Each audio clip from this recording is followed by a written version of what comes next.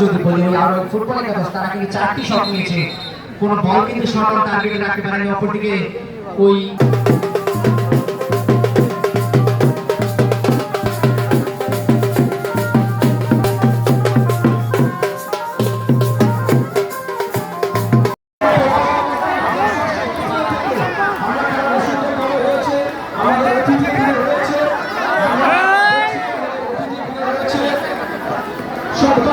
সামনের দিকে সকলকে মঞ্চের সামনে